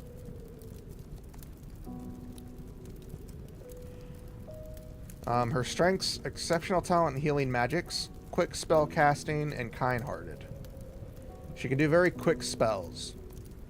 But since she does mainly healing, most of her heal spells are simple anyways. Weaknesses: gets flustered easily.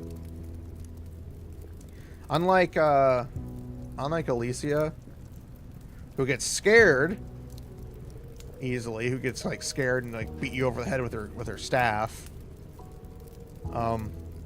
Lulu gets flustered, so instead of beating you over the head with her staff, she, you know, starts to mumble and kind of like freak out in a way where she like minces her words and, you know, like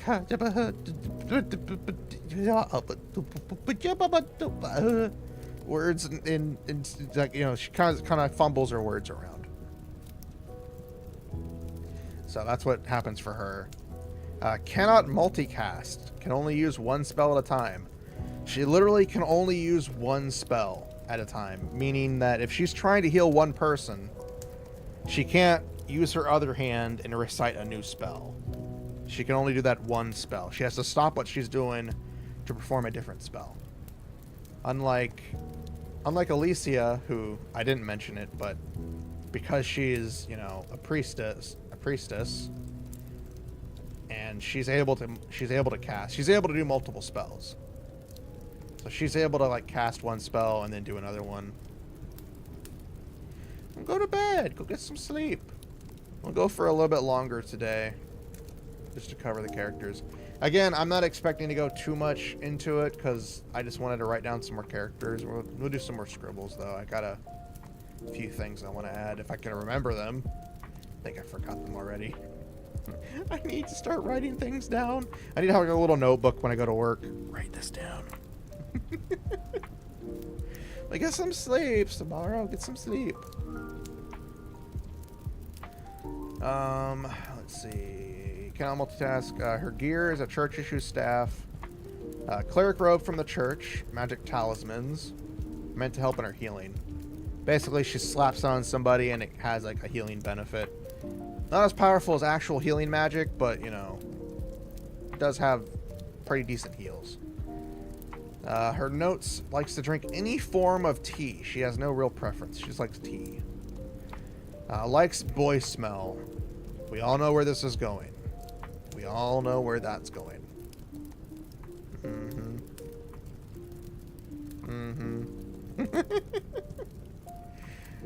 Can use defensive magic. Has learned it, but has kept it secret. She can use defensive spells like barriers and, you know, reflection type magic, but keeps it secret due to the fact that she's not supposed to know this,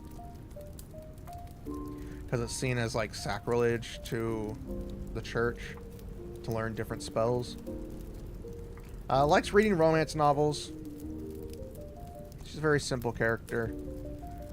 And then we have her sister Una Gracewind, 377 female red elf, support character. Her goal is to protect her sister. She's 5'8", black hair, jade green eyes, literally similar to her sister. Her special trait is a horn on the right side of her forehead, while Lulu has one on the left. She has it on the right. She's a very boisterous, determined, and headstrong personality. Compared to her sister's more timid nature, she's very outspoken. Her occupation is her bodyguard for her sister.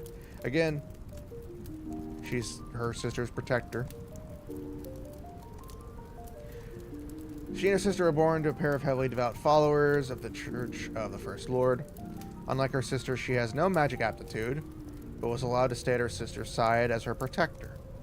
She trained for years, learning many skills in order to keep her sister safe. When her sister was assigned to Paradise, she came along with her and has since been at her side. Again, protector. She's been there since the beginning. Will do anything to protect her sister. Martial skills, various combat teachings. She's learned a multitude of combat teachings from many different walks of life. And she has very quick reflexes. Her weaknesses: emotionally driven. She's driven more by her emotion. She's short-sighted. Her focus is mainly always on her sister. Again, that's why she's short-sighted. Instead of thinking of the big picture, she thinks how to protect her sister, and that's all she cares about. Computer illiterate. She's just not very good with computers. She can log into an email, but she doesn't know how to, you know, she doesn't know how to navigate the web. Uh-oh, we got a problem over here. Got a problem over here. I'm glitching out, yo. I'm glitching out, y'all.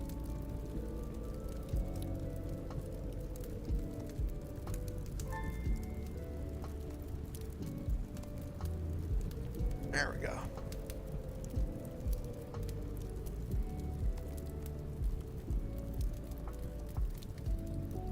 Are we back?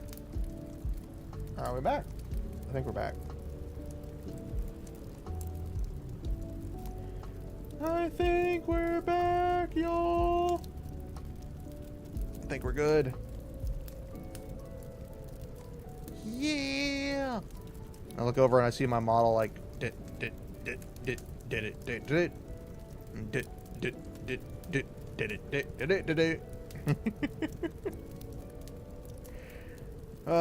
Let's see.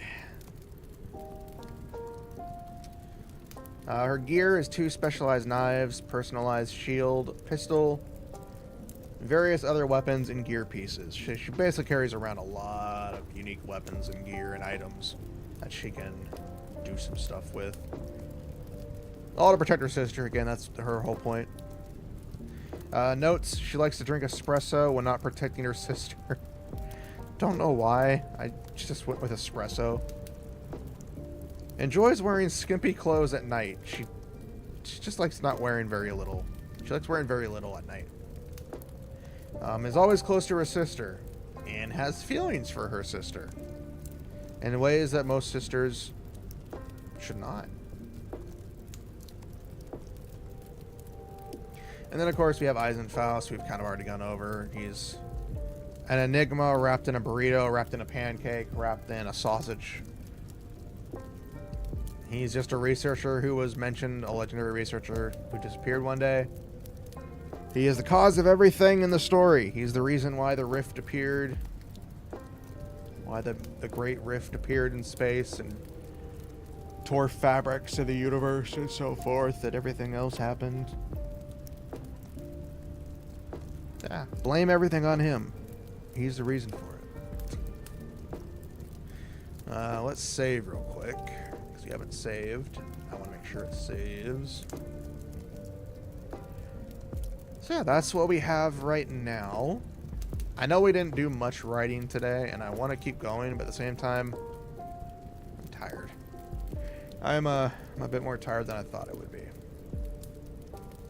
Which sucks, because I was hoping to do more stuff. I had more stuff to add here in the notes and scribbles section that I wanted to add, but I literally do not remember anything that I wanted to add to it, and it kind of irritates me because I had a couple of things I wanted to add, but I don't remember them, and now I'm frustrated with myself. But we did do the species. We got our current lineup of species and races to the to the thing. Got a few terms and scribbles added to it, and we got our characters, which again is a nice setup from it. And I always say this after everything, and I'm like, I'm enjoying this setup. But I really am enjoying this setup. It combines a lot of what I want in my settings with, you know, the character, specific place to go through in terms of the area they're in. It incorporates magic and technology, which again is one of the things I enjoy about fiction, is you're able to do that. I have a harder time linking magic and technology in a sense that makes, in a way that makes sense. Not in a sense, in a way that makes sense. But this seems to be a very good draw line between magic and technology into it. And it is an idea I've had with the Great Rift. I think I mentioned it once before in the earlier streams when we came up with the dust and stuff, the nightmares. When you guys started bringing up the dust, the Great Rift was part of it. You know, spatial tear in time and space that causes all different sorts of universes to smush themselves together into one. We have the arms, which are, again, they're basically Gundams. They're basically, you know, nightmare frames, whatever you want to call them. That's basically what they are. Excuse me. We have the mist, which comes in and can summon creatures from the unknown realms. You know, we have a bunch of stuff that we can bounce off of. And as long as I don't try to think too hard about, like, you know, end game or end story stuff, which is usually one of the problems I experience, where I'm thinking of, like, the ending to it before I'm thinking of the actual build-up to it. Because I'm like, oh man, this would be so cool to happen near the end of my story.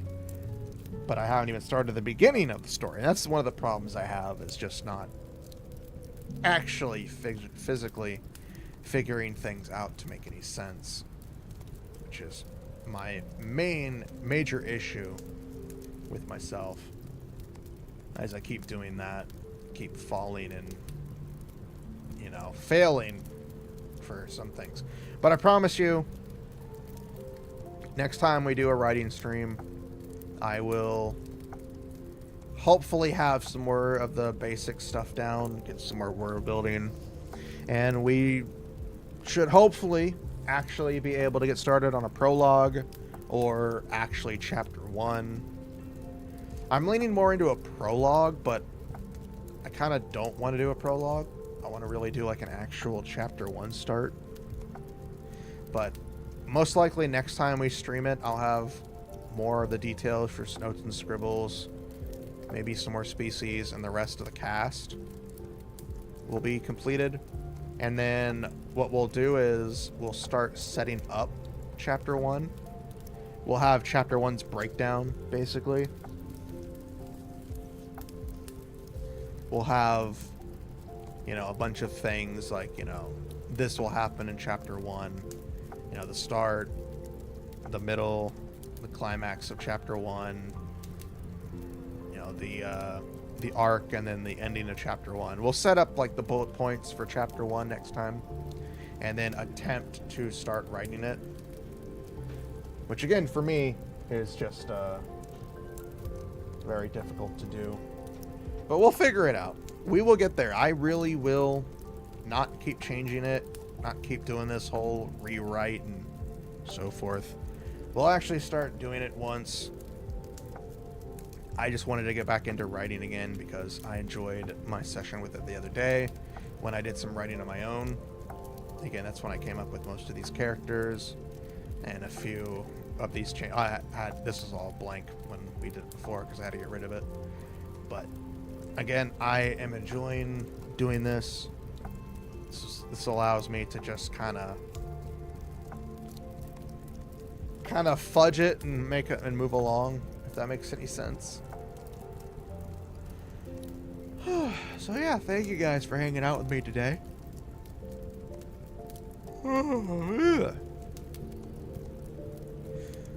I am more tired than I thought I would be. I am sorry about that. But again, I promise you next time we get into this, we'll be better. I'm going to be switching up what I'm streaming starting next week. I'll mention this now. I will probably be changing Thursday's streams from God of War to something different, because God of War really wasn't good for me because of how it happened. It's basically an Elden Ring situation for me all over again, and I just don't want that to happen to a game series that was actually pretty fun. So next week I'll think of something different to do for Thursdays, and Friday will be a toss-up between more story or something different. So yeah, I hope you guys all have a good day. Enjoy yourselves, get some rest. If you're going to work, go enjoy your day. Hopefully it's an easy one. If not, I am sorry. But remember, go punch dolphins. They've had it too good for too long. Dolphins are evil. Just punch them square in the face, take them down, get rid of them. Because dolphins, again, are not good. The Miami Dolphins, don't hurt them. Just real dolphins. Regular, normal dolphins, go kick their butts. But in the meantime, enjoy yourselves. Have a good day.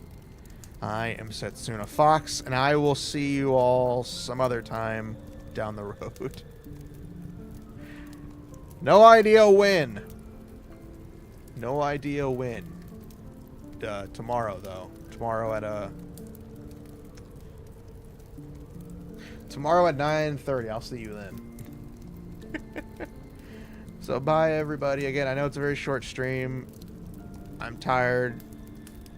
And I don't want to stream for too much longer, trying to drag out a stream that I'm pushing myself to do, so. But don't worry, tomorrow we return back to our regular scheduled 4-hour stream. So until then, enjoy yourselves. I'm Setsuna Fox, and I will see you guys later. Bye-bye!